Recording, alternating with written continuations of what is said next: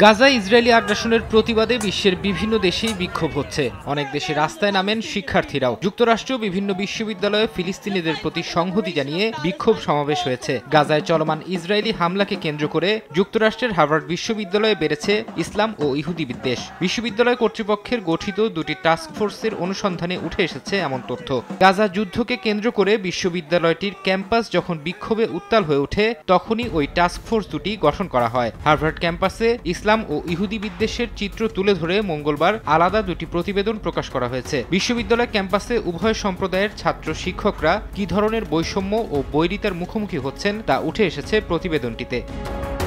প্রতিবেদনে বলা হয়েছে, বিশ্ববিদ্যালয়ের 92% মুসলিম শিক্ষার্থী আশঙ্কা করেন গাজা ইস্যুতে নিজেদের রাজনৈতিক মত প্রকাশ করলে একাডেমিক এবং পেশার ক্ষেত্রে শাস্তি পেতে হতে পারে। এমনকি অনেকে বিশ্ববিদ্যালয় ক্যাম্পাসে নিজেদের উপর হামলার আশঙ্কাও করছেন। প্রতিবেদনে আরও বলা হয়েছে, ফিলিস্তিনপন্থী আন্দোলনে সরাসরি সম্পৃক্ত শিক্ষার্থীদের পাশাপাশি অন্য মুসলিম শিক্ষার্থীরাও হেনস্থার শিকার হচ্ছেন। হিজাব পরেন এমন শিক্ষার্থীদেরও মৌখিক হেনস্থার শিকার হতে হয়। অনেককে ডাকা হয় সন্ত্রাসী বলে।